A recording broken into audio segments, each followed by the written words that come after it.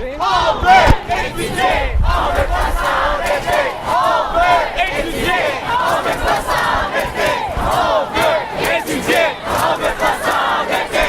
On veut étudier! On veut pas s'endetter!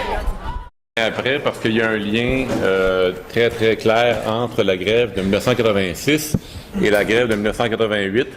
Mais avant de commencer, je veux juste dire bonjour à Claude Dionne qui est en arrière, qui a son chandail rouge. Il ne doit pas être content que je le pointe actuellement, là.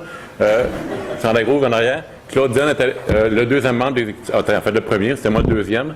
Lui est un secrétaire général de l'ANEC en 85-86, donc pendant la grève qu'il y a eu en réaction aux coupures du gouvernement libéral dans le budget de l'année 85-86, pardon.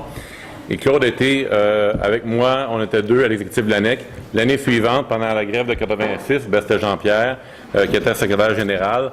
On était deux au complet pour noyauter l'ensemble du mouvement étudiant et faire en sorte que le monde allait nous suivre à la lettre et il allait marcher au pas.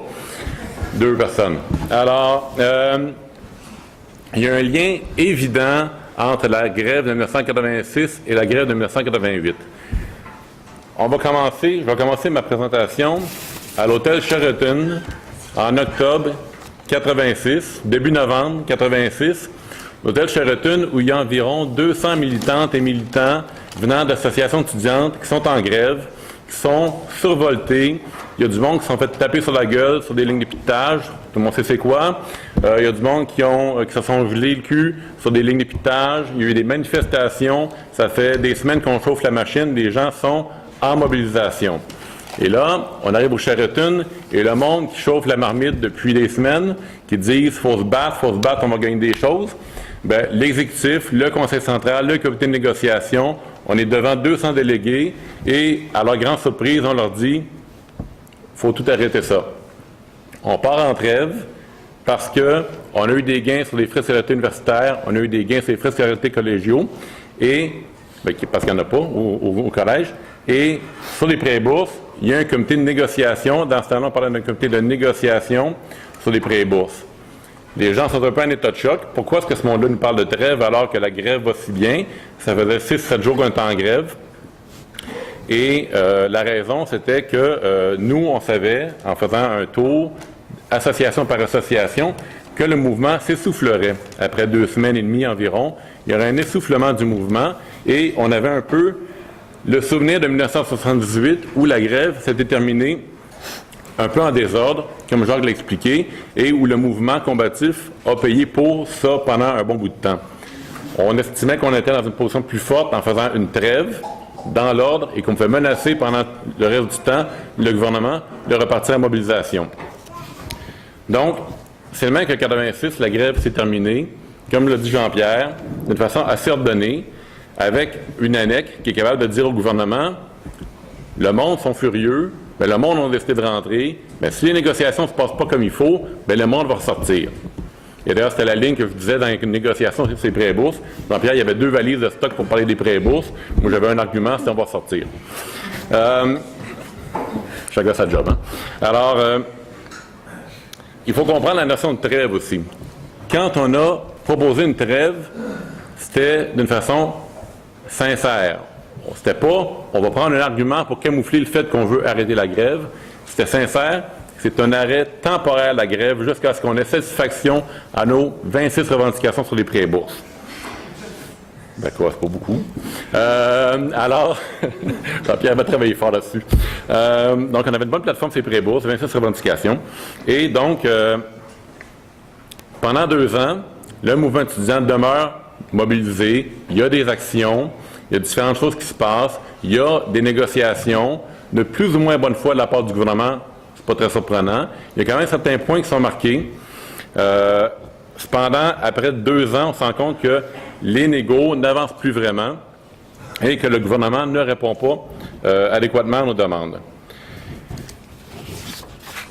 Donc, la grève de 88, la façon dont elle s'est déroulée, c'est qu'après presque 2 ans d'attente, le congrès de l'ANEC a dit que c'est assez, il faut relancer le mouvement, il n'y a pas de réponse adéquate à nos revendications. Il y a un ultimatum qui est envoyé au ministre Ryan, parce qu'après 2 ans, c'est encore lui qui était le ministre, et il y a un ultimatum qui lui est envoyé. d'une façon pas très surprenante, ça n'a pas donné le résultat qu'on aurait souhaité. Il y a du matériel d'information qui est produit sur l'accessibilité à l'éducation, sur l'importance du régime de vraie bourse, la justice sociale, bon, plein d'affaires qu'on fait près tous les 3 ans. Là. Et la stratégie est grandement teintée par la transformation qu'il y a eu dans le mouvement étudiant après 1986.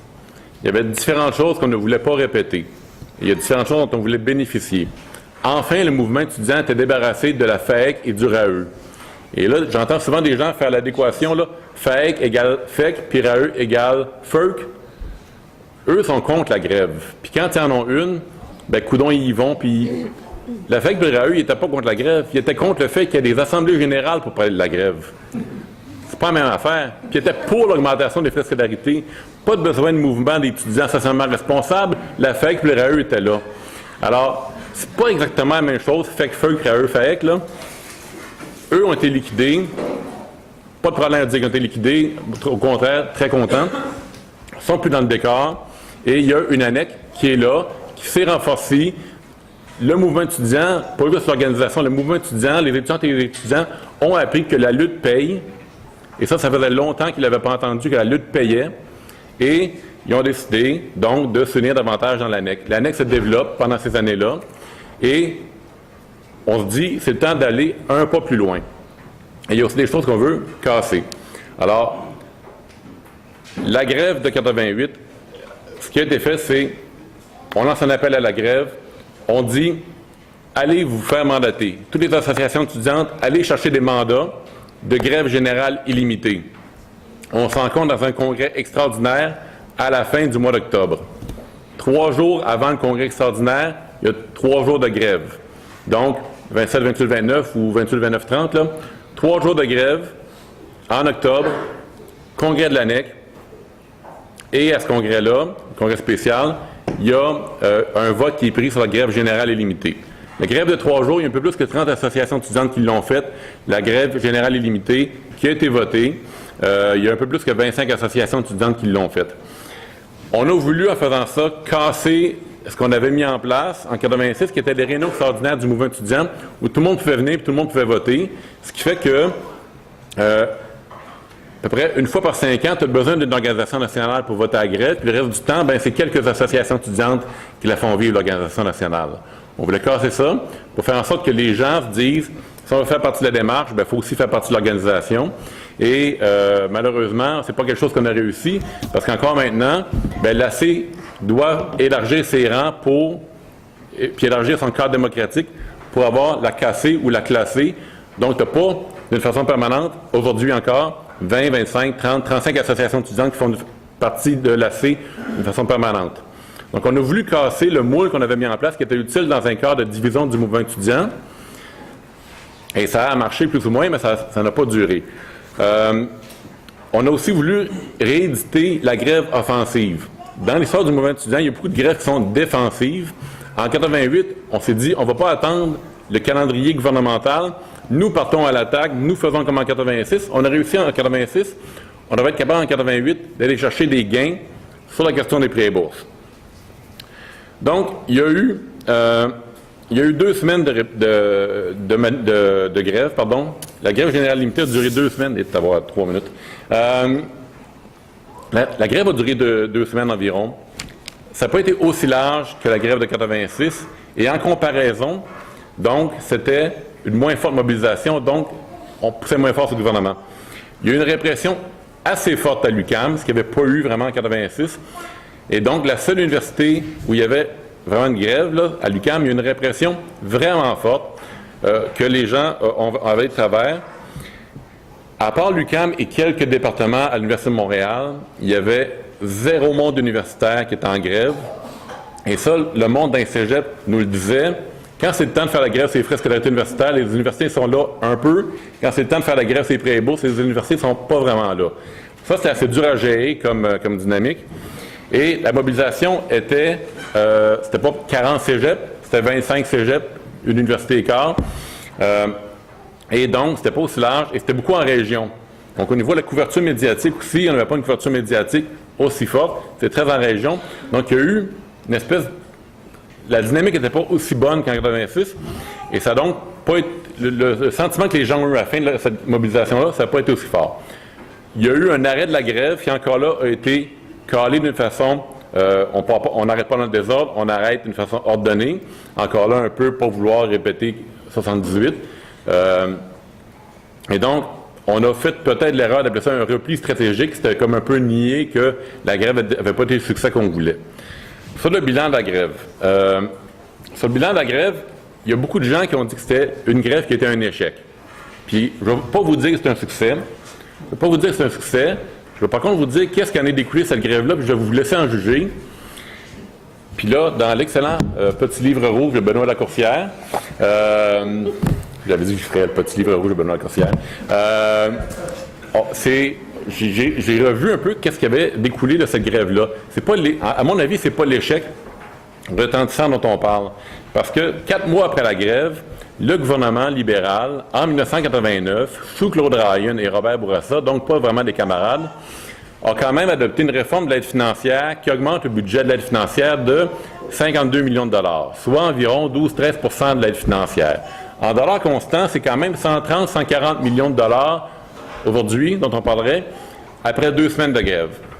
Alors, puis là, Benoît parle un peu des mesures qui ont été adoptées, qu'est-ce qui a été changé dans l'aide financière. Il y a des choses qu'on demandait là-dedans. Alors moi, je vous laisse juger, est-ce qu'après 2 semaines, si aujourd'hui vous faisiez 2 semaines de grève et que le gouvernement mettait sur la table 140 millions de dollars d'augmentation dans l'aide financière aux étudiantes et aux étudiants, est-ce que vous diriez que c'est un échec? Je vous laisse en juger. À mon avis, puis même Jean-Pierre avait raison, dans la critique qu'on a faite nous-mêmes de cette grève-là, parce qu'on n'était pas triomphaliste du tout, Jean-Pierre a parlé que c'était vraiment décevant, encore là dans le livre de Benoît, c'est dit, les thèmes qu'on a pris, c'était pas victorieux, on n'a pas dit que c'est une grande victoire pour le mouvement étudiant, c'était vraiment très en deçà de nos revendications, très en deçà de nos espoirs. Cependant, il y a quand même eu des gains qui ont été faits, et c'était pas, à mon avis, l'échec qu'on nous a dit que c'était. Alors, moi, je conclue en vous disant que